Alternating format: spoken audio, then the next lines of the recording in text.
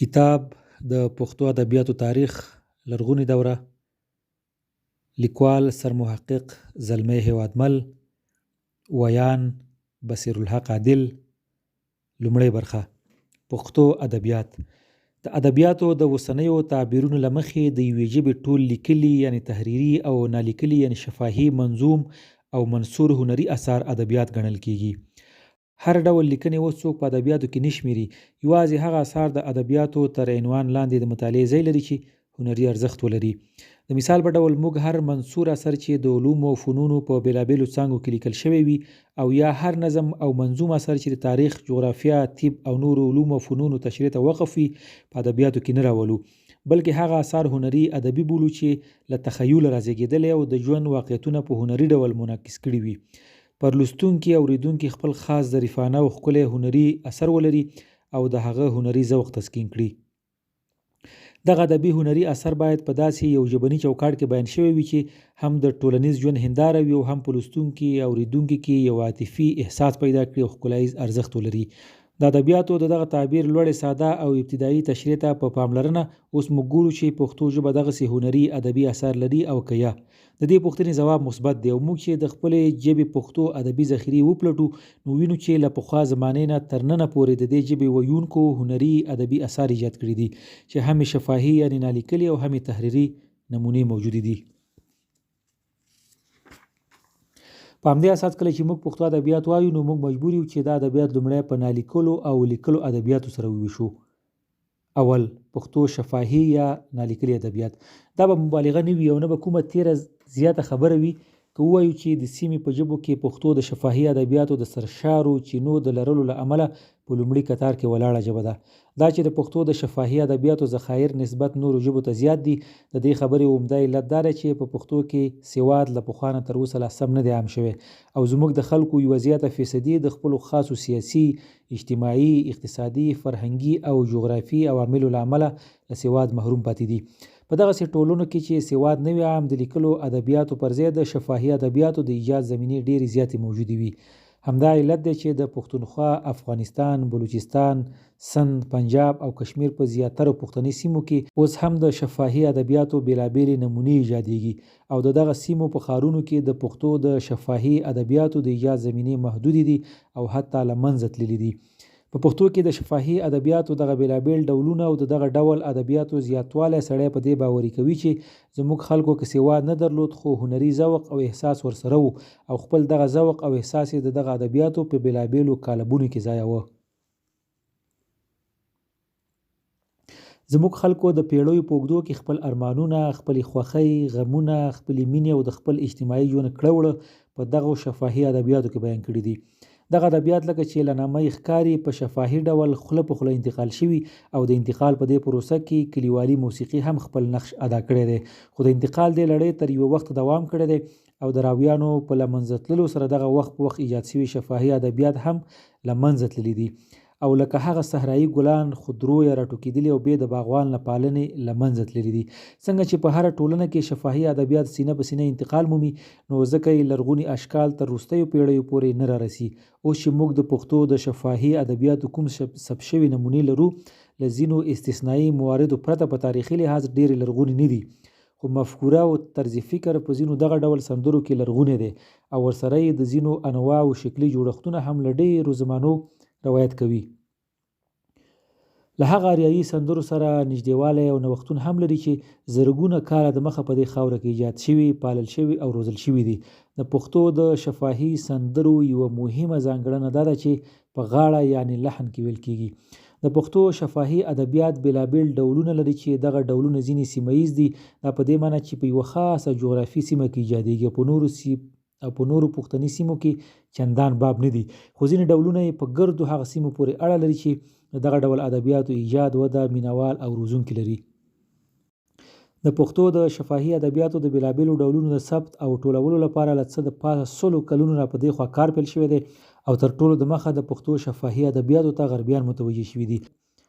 انګریزانو د هند پر نیمه وچه د خپل تسلط په دوران کې د پښتونخوا، بلوچستان او افغانستان له سیمو د پښتو د شفاهي ادبیاتو نمونې راټولې او ثبت کړي دي چې دغه غربي پوهانو د دغسې کارونو په لړ کې د جیمز ډار میسټیټر چې د 1849 څخه 1894 پورې کار تر ټولو ارزښتمن دی. د پښتو د شفاهي ادبیاتو نمونې په خپل مشهور اثر د پښتونخوا د شعر هار و بهار کې خوندي کړي او دا کتاب په لومړي ځل په 1883 کې په پاریس کې چاپ او خپور کړ. زموږ په هیواد کې هم د پښتو د شفاهي ادبیاتو نمونو ثبت له 20 پیړۍ را په دې خوا توجه شوې ده. په افغاني پوهانو کې ارواښاد غلام محی الدین افغان 1400 هجري شمسي کې مړ دا کار تر هر چا د مخه کړی دی او په سراج الاخبار افغانیه کې د پښتو متلونو نمونې چاپ کړي دي. تر ده وروسته په کندهار کې د پښتو ادبي انجمن په جوړېدو سره او بیا په کابل کې د پښتو ټولنې له تاسیس سره سم زموږ خواخوږو ادب دوستانو د پښتو د شفاهي ادبیاتو دغه ملغلرو ته ډیره توجه وکړه او د پښتو د شفاهي ادبیاتو د بېلابېلو ډولونو نمونې ثبت او خوندي کړي. په دې کسانو کې ارواښاد محمد ګل نوري چې په 1452 کې مړ شوی دی د لوی حق خاوند دی. د پښتو د شفاهي ادبیاتو د ځینو ډولونو ډېرې خوندورې او زیاتې نمونې راټولې کړي دي. تر نوري وروسته په افغانستان کې د پښتو ژبې حقدار لیکوال او شاعر حبیب الله رفیع، په پښتونخوا کې پروفیسور محمد نواز خان طاهر او په بلوچستان کې نومیالي لیکوال او شاعر ولی محمد خان سیال کاکړ نومونه د یادونې او مننې وړ دي. دوی چې د پښتو د شفاهي ادبیاتو د ټولولو او څېړنو په لاره کې کوم کارونه کړي دي په وروستي بهیر کې د کیفیت او کمیت له نظره لږ ساري مومو. د پښتو شفاهي ادبیاتو او پښتني فولکلور تیوریکي او علمي مطالعې په لاره کې د کاندید اکاډمیسن محمد صدیق روحي، کاندید اکاډمیسن عطایي او سرمحقق دوست شینواري کارونه او نومونه نشو هیرولی. زموږ دغه خواخوږو او پر وروسته کې ډېرو نورو ځوانانو د پښتو د شفاهي ادبیاتو بېلابېل ډولونه معرفي کړي او نمونې ورته له ولس نه راټولې کړي او خوندي کړي دي. اوس دغه ښاغلو کارونو ته په پاملرنه د پښتو د شفاهي ادبیاتو ډولونه په لاندې ډول ښیو. د پښتو شفاهي ادبیاتو ډولونه: د پښتو د شفاهي ادبیاتو په څېړونکو کې ښاغلی حبیب الله رفیع یوازینی سړی دی چې د پښتو منظوم شفاهي ادبیات د خپلو ځینو خصوصیاتو له امله په 2 برخو ویشلي دي. اول عامې سندرې، دویم خاصې سندرې. عامې سندرې یعنې هغه سندرې چې ویونکي نه دي ښکاره او په ګرد ولس پورې اړه لري لکه لنډۍ، سروکي، نارې، لنډکۍ، خادۍ بدلې او داسې نور. خاصې سندرې په دې سندرو کې هغه سندرې راوړي دي چې اکثره د بېسواده ولسي شاعرانو لخوا جوړیږي او یا جوړې شوي دي. یعنې شاعران معلوم کسان دي لکه چاربیتې، بدلې، بګتۍ، لوبې، داستان، مقام، کسرونه او داسې نور. دا لوړ ویش تر ډیره حده پر ځای دی او د پښتو د ولسي ادبیاتو په ډیرو څېړنو کې منل شوی دی. دا خاصې سندرې سره له دې چې زیاتره د بېسواده ولسي شاعرانو لخوا ویلې شوي دي د خپرېدو او انتقال جریان هم کټ مټ هماغسې دی لکه د پښتو د شفاهي ادبیاتو عامې سندرې. او دا خاصې سندرې هم زیاتره لیکلی ډول نه لري او سینه په سینه په شفاهي ډول انتقالیږي.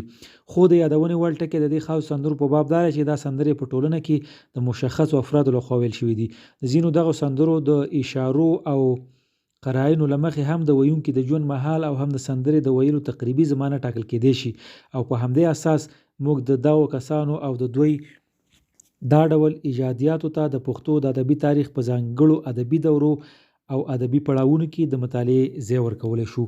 په همدې اساس دا ډول سندرې سره له دې چې ډیره زیاته برخه یې شفاهي ده او ځینې ځانګړتیاوې هم له شفاهي عامو سندرو سره یو شی دي، خو بیا هم ګرده هغه خصوصیات چې د پښتو د شفاهي ادبیاتو عامې سندرې لري پر دغه سندرو کټ مټ د تطبیق وړ نه دي. نو موږ کولی شو دغه سندرې د ولسي ادبیاتو تر سرلیک لاندې مطالعه کړو. دا ځکه چې د شفاهي ادبیاتو اصطلاح له خپلو ټولو کلي او جزئي خصوصیاتو سره پر دغو خاصو سندرو د تطبیق وړ نه ده. څنګه چې د پښتو د ولسي ادبیاتو دا ډول سندرې له خپلو ویونکو سره د دغه کتاب په بېلابېلو برخو کې مطالعه کیږي، نو ځکه زه پر دې سندرو بحث دلته ختموم او د پښتو شفاهي ادبیاتو نور ډولونه درښیم چې منظومې او منثورې برخې لري. باید د پښتو ژبې د یوې ګړنۍ ذخیرې په توګه ترې شاګردان خبر وي. په منظومو ادبیاتو کې د مخه ذکر شوي ویش له مخې باید د پښتو د شفاهي ادبیاتو پر عامو سندرو خبرې وکړو چې دا سندرې ډېر انواع او هر نوع بیا ځانته ډولونه لري. اول لنډۍ. د پښتو په شفاهي ادبیاتو کې ډېرې مشهورې سندرې لنډۍ دي چې ګرد د پښتانه یې پېژني او اشنایي ورسره لري. لنډۍ یوه 2 مصریزه منظومه ده چې لومړۍ مصره یې لنډه 9 سېلابه یعنې هجا او دوهمه یې اوږده یا 14 سېلابه ده او په 4م سېلاب باندې خج هم راځي. د لنډۍ یوه عمده ځانګړنه دا ده چې په دغه لنډ شکلي چوکاټ کې بشپړ مفاهیم ځایولی او بیانولی شي. د شفاهي سندرو ته په ځینو پښتني سیمو کې ټیکۍ هم ویل کېږي، خو زیات خلک یې لنډۍ او ټپې بولي. زیاتره لنډۍ په هنري لحاظ ډېرې ښکلي دي. انځورونه پکې په خورا لوړ هنري پیرایه وړل شوي دي. په سادهګۍ کې دومره ښکلي ویلې شوي دي چې زموږ په شفاهي سندرو کې نورې سندرې د دغو خصوصیاتو له امله له لنډیو سره سیالي نشي کولی. د لنډیو ویونکي نه دي معلوم. لنډۍ د عام ولس مال دی. یو شپون، یو اوښبا، یو بزګر او په زیاته زموږ کلیوالي ښځمنې د لنډیو په ایجاد کې برخه لري. که څه هم د پښتو په ځینو لرغونو دیوانونو کې ځینې لنډۍ هم راغلي دي، لکه د حسین په دیوان کې، د سید غلام ننګرهاري په دیوان کې او ځینو نورو دیوانونو کې. همداراز د ځینو معاصرو لیکوالو لکه بهائی جان صاحبزاده، مرحوم سلیم احمد هوتک، صاحبزاده محمد ادریس او نورو هم د لنډیو د جوړولو خواته توجه کړې ده او ځینې لنډۍ ویلي یا جوړې کړي هم دي. مګر دا لنډۍ د پښتو د عامو لنډیو یا هغه لنډیو په څیر چې په ولس کې ایجاد شوي دي ښکلا او ادبي هنري ارزښتونه نه لري او د لفظي جوړښت له مخې هم لیکلي ادب ته ورته دي. د پښتو په کلیوالو سیمو، غرو او رغو او درو او د شپنو په کیږدیو کې د پښتو لنډیو کافي ذخیرې شته. ځینې دغسې لنډۍ د پښتو د شفاهي ادبیاتو ځینو خواخوږو له ولس نه راټولې کړي دي. په دې برخه کې تر ټولو پخوانی کار د هندوستان د یو نواب محمد ارتضا خان دی. د 1225 هجري قمري کال شاوخوا په خپل فرهنګ ارتضايي نومي کتاب کې ځینې پښتو لنډۍ ثبت کړي دي. ډارمسټر په ختیځپوهانو کې د لنډیو د ثبت کار کړی دی او په افغانستان کې مرحوم نوري، مرحوم استاد بینوا، ارواښاد محمد دین جواک، په وروستیو کې ښاغلیو عبدالکریم پتنګ، ارواښاد مصطفی جهاد او د پښتو ټولنې د فولکلور څانګې دغه ډول لنډۍ راټولې کړي دي. د لنډیو په ځانګړو مجموعو او یا د فولکلور د نورو مجموعو په ترڅ کې چاپ کړي هم دي. په بلوچستان کې ښاغلي ګل محمد کاکړ د ګل ټپې په نامه د پښتو لنډیو 4 مجموعې چاپ کړي دي او په پېښور کې پښتو اکاډمۍ د روحي سندرې په نامه د لنډیو 2 ښې مجموعې چاپ کړي دي. دا ټولې شوې لنډۍ په ګردو پښتنو کې د لنډیو د موجودې ذخیرې نمایندګي نشي کولی، بلکې یوه برخه یې راټوله شوې ده او نور ډېرې داسې لنډۍ په ولس کې شته چې تر اوسه لا د کاغذ پر مخ نه دي لیکل شوي. په لنډیو کې د پښتنو د کلیوالي ژوند او د دوی د کلتور د بېلابېلو اړخونو ځانګړنو انعکاس موندلی دی او په بېلابېلو موضوعاتو پورې مربوطې لنډۍ موږ د خپلو دغو شفاهي سندرو په مجموعه کې موندلی شو.